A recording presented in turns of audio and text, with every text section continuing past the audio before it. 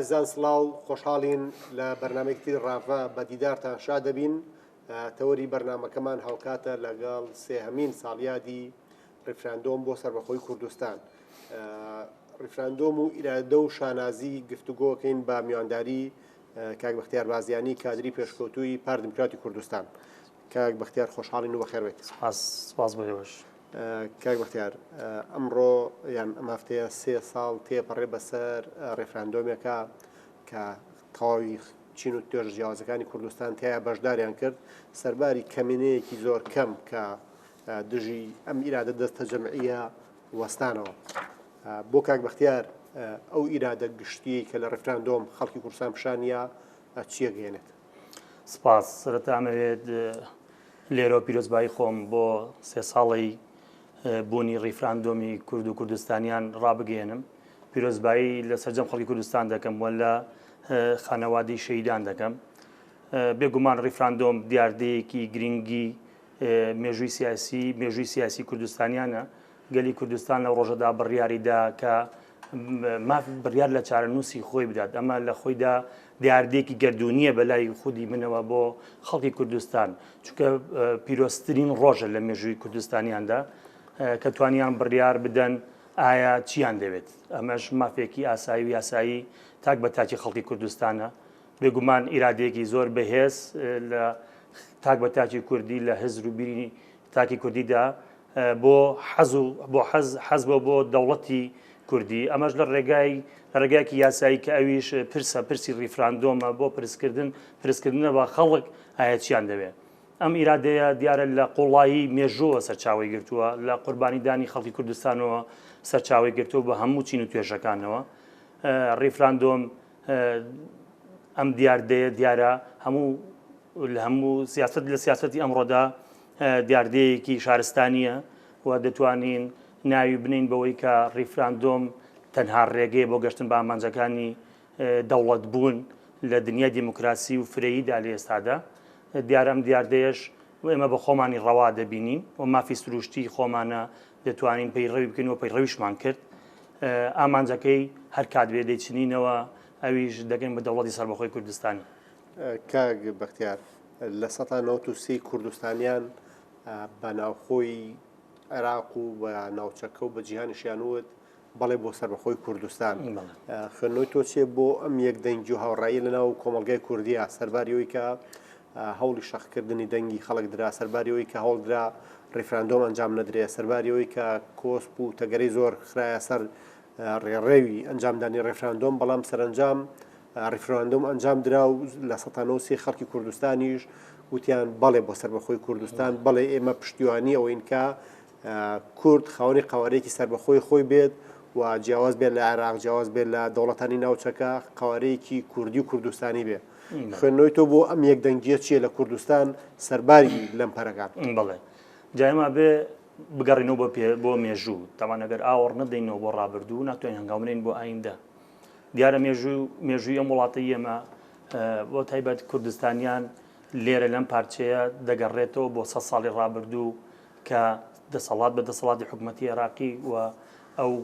دەسەڵاتانەیان ئەو حاکمانی کە لە وڵاتە دەسەڵاتی ئەمەدەستەوە بووە ئەو ڕژێمانە خەڵکی کوردستانیان چەوساندوتەوە، پێشێلی ماف و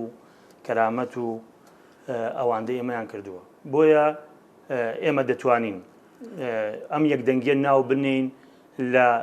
لەسەر لۆ سەرچاوی گرتووە کە لە ڕابردوو غەدرمان بەرامبەر کراوە، مافەکانمان پێشکرد کراوە. دیارە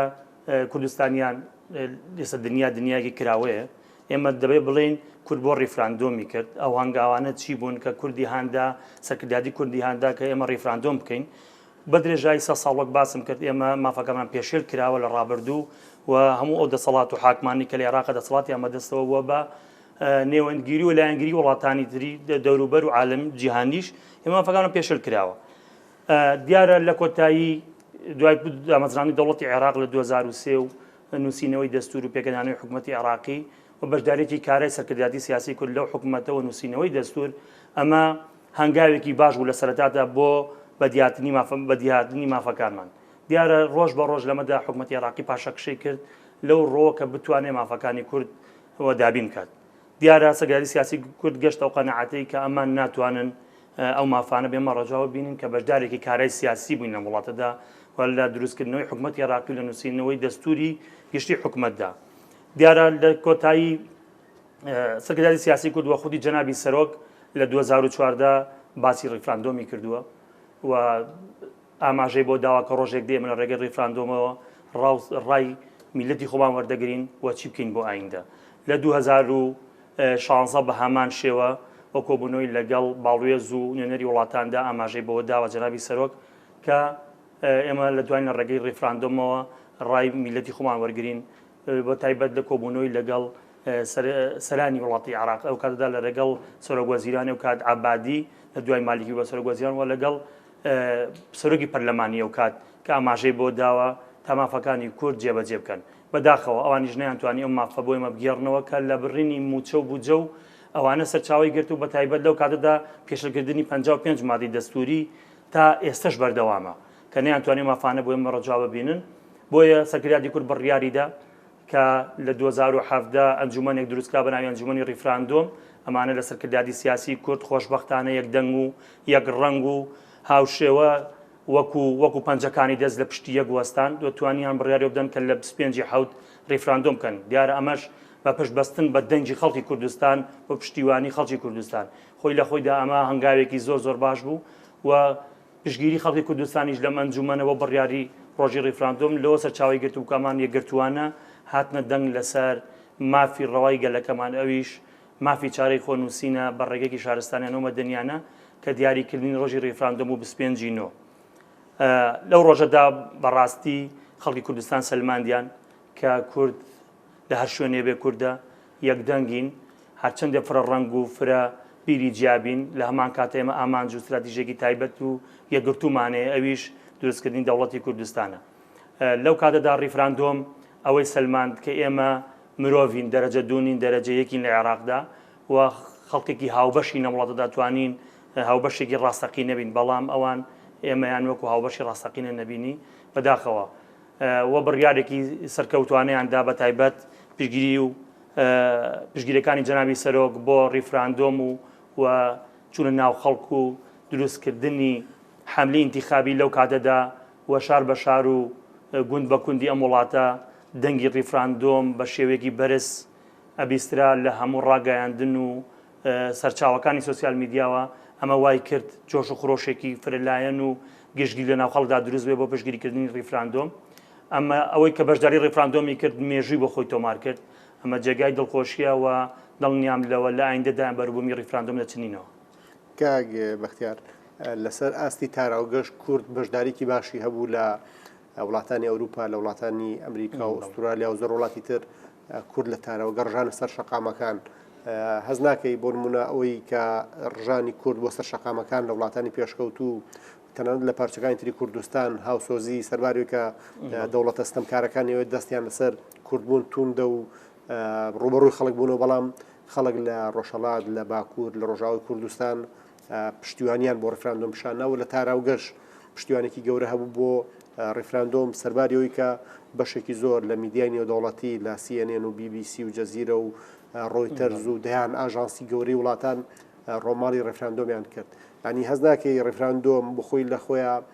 پامێکی گەورە بوو لەسەر ئاستی جیهان پامێک بوو بۆ کۆی مرۆڤایەتی لەوەی کە کورد نەتەوەیەکی جیاواز لە ڕۆژهەڵاتی ناوەڕاست نەتەوەیەک 40 ملیۆن مێژوویەکی دێرین خاوەن هەموو بنەماکانی دەوڵەت و شارستانیت و نەتەوە بوون بەڵام دەوڵەتێکی بێنێتەوەیە بەڵام دەوڵەتێکە بوونی پێڕاوە نابینرێ بەڵام دەوڵەتێکە لە دەرەوەی مەحفەلی نێودەوڵەتی و ژمارەیەکی حساب بۆ نەکراوە ئەنی خوێندنەوەی تۆچیە بۆ ئەو بەشداری و دەنگە زوڵاڵی کە لە دەرەوە وڵاتیش بیستمان. بەڵێ دیارە لەو کاتەدا ڕژانە سەر شەقام و گێڕانیە هەنگ لە پارچەکانی تری کوردستان بە تایبەت لە ڕۆژهەڵاتی کوردستان ئەمە خۆی لە خۆیدا پشتگیریەکی گەورە و مەزن بوو بۆ پرۆسی ڕیفراندۆم و هەندانێکی باش و بۆ خەڵکی باشووری کوردستان کە بەشداری پرۆسی ڕیفراندۆم بکەن. لە بەشەکانی تری کوردستان بە هەمان شێوەی ڕۆژهەڵات دیارە پشتگیریەکی زۆر باشە بوو هەرچەندە دەنگی ئەوە هەبوو هەندێک لایەن ڕخنەیان نەبوویان بە باشیان نازانین لەم کاتەدا ڕیفراندۆم کرێ بەڵام لە کۆتاییدا پرۆسەکە بە شێوەیەکی باش و بە سەرکەوتوانە جێبەجێ کرا پشتگیرێکی باشی کوردستانیانی بەدەستێنا بە سەرجەم پێکهاتەکانەوە کە نیشتەجێی کوردستانن. کاک بەخێر باسی وت کرد کە سەرجەم پێکاتەکان یعنی شتێک لە کوردستان کە تەجروبەیەکی جیاوازە بەراورد بە ناوەڕاست و باشوور عێراق و بەراورد بە هەندێک دەوڵەتانی ناوچەکەش کە هەرێمی کوردستان فرەیەک و پێکۆژیانێکی تایە. ئەگەر ئێمە بگەڕێنەوە بۆ ڕۆژانی ڕفراندۆم چۆن کورد لە باشووری کوردستان پەرۆژ بوو بۆ بەشداری لە پرسی بەڵێ بۆ سەربەخۆی کوردستان مەسیحەکان ئاشووری کلدان تورکمان پێکاتەکانی تر لەسەر ئاستی کەمەعینەکان لە زەردەشتی و کاکەی و یەزیدی و کورد و موسڵمان و یعنی تێکڕای کوردستان بەشداری هەڵمەتیان کرد. هەز ناکەی ڕیفراندۆم وێزگەیەکی گرنگ بوو بۆ کۆکردنەوەی جیاوازیەکان لە هەرێمی کوردستان. هەرێمی کوردستان پێکاتەیەکی فرەیی هەیە لە ڕووی ئاینی و نەتەوەییەوە. ئێمە بە مێژووی ڕابردوومانە دەچینەوە لەگەڵ هەموو سەرجەم پێکاتە نەتەوەی و ئاینەکان هیچ جیاوازێکمان نەبووە و هیچ کاتێک نەبووەتەوە هۆی کێشەیە کە نەتوانین بەیەکەوە هەڵبکەین. دیارە خۆی لە خۆیدا لەو کاتەدا لایەنە تورکمانی و کلد و ئاشووری و مەسیحیەکان پشگیریەکی سەرسەختی ڕیفراندۆم بوون بۆ دیاریکردنی سنوور بۆ دیاریکردنی سنوورێک بۆ کۆتایی هێنان بە هەموو کێشە و گرفتەکان کە ڕووی لە هەرێمی کوردستان کردووە. دیارە پشگیرێکی تاویان کرد لە پرۆسی ڕیفراندۆم و توانیان بەشدارێکی کارابن لە سەرجەم ئەو کارانەی کە بۆ پێشخستنی ڕیفراندۆم و سەرکەوتنی ڕیفراندۆم کرا و پشگیریەکی تەواویان کرد. ئەوە دەگەێنێ کە ئێمە توانیمانە لەگەڵ پێکاتەکانی تری کە لە وڵاتەدا پێکۆژین برایانە و یەک ڕیز و تەبابین بۆی بتوانین ژیان بەردەوام بێت. کاک بەختیار پرسی ڕفراندۆم 3 ساڵ لە سەراتەیە پەڕێ و ئێمە کۆمەڵ ڕووداومان بینی لەو ڕووداوانەی کە دواتر بە دوای ڕفراندۆمە هاتن بەشێک لەو بەشداربووانەی کە لە پرسی بەڵێ بۆ سەربەخۆی کوردستان بە جۆرە لە جۆرەکان بە ناچاری هاتنە پرۆسەکەەوە و ناچار بوون بەڵێ بکەن ینی نیانتوانین لە بەرامبەر ئیرادەی خەڵکی کوردستانە دژی ئیرادەی خەڵکی کوردستان دژی ئەو تەجەموعات جوانە بوەستنەوە کە لە هەرێمی کوردستان دروست بوو بە تایبەتی لە بەشداری هەموو پێکاتەکان هەموو ناوچەکانی کوردستان بە تایبەت بەشداری کەرکووک و ناوچەکانی مادەی 140 و ینی ڕفراندۆمێکی گشتگیر بوو بەشێک لایەنی سیاسی هەندێک هێزی سیاسی هەندێک تەیار و کوتلە دژی سەربەخۆی کوردستان بوون بەڵام ناچار بوون لەگەڵ پرۆسەکە بێن بەڵام دوای ئەوە ئێستا بە جۆر لە جۆرەکان پەشیمان بوونەتەوە پاشگەزبوونەوەکی گەورە بە خیتاب و قسە و لێدوان و مامەڵ و ڕەفتاری ئەوانایەت تۆ خوێنەوە چێ بۆی کە بەشێ لەوانەی کە خۆیان وە پیشانەکە لەگەڵ ئیرادەی گشتین بەشێکن لە کۆمەڵگەی کوردی و ئەوان لەگەڵ خواستەکانی خەڵکی کوردستانان و دیموکرات خوازن گرنگی بە بۆچوونی خەڵکەیەن بەڵام لە کاتێسایە دژی تەنانەت ڕەفتارەکانی خۆشیان وەستاونەتەوە. پێشتر ئاماژەم پێە ئێمە بە درێژایی 100 ساڵ ئەوەندەی کە لە حکوومەتی عێراق دروست بوو ئێمە باجی کوردبوون نەدەین لە وڵاتەدا باجی کوردبوونمان داوە لە وڵاتەداوە بە هەموو شێوەیەک ستەممان ئاراستەم ئاراستی خەڵکی کوردستان کراوە. دیارە ئەمە کارێکی وای کرد ئەو خەڵکانی کە دژی سەربەخۆی و ڕیفراندۆم من نتوانن لە ڕێڕەوی خەڵکی کوردستان لابدەن نتوانن لەگەر بەڵێن نەبن چونکە مێژوو شەرم لە کەس ناکات لە ئایندەدا دەکەونە زەبڵدانی مێژووە. ئەوەی کە نەیتوانی ئەو کاتە بڵێن نەخێر ئەمانە من بە خەڵکێکی ڕازگویان نازانم و لەگەڵ خۆیان و لەگەڵ خەڵکی کوردستانە لەگەڵ مێژووی خۆشیان چونکە دەنگ ئەو دەنگەیە لەگەڵ دەنگی حەق بێ لەگەڵ دەنگی میلەتی خۆی بێ جا ئێستاوان پەشیمان بوونەتەوە دیارەمانە مووقیفی سیاسیان لاوازە و هەر ڕۆژە و لەسەر بابەتێک لەسەر لایەنێک ژمارەکرێن گرنگەوەیە ئێمە توانیمان پرۆسی ڕیفراندۆم بە سەرکەوتووی بەڕێ بکەین ئەو خەڵکانشی کە توانیان لە پرۆسی ڕیفراندۆمدا بەشداری بکەن شانازی هەتایان پێ بڕاوە چونکە پرۆسەیەک بوو کە ئێمە هەنگاوێکی گرنگمان بڕی و چونە قۆناغێکی ترەوە بۆ هەنگاونان و دروستبوونی دەوڵەتی کوردی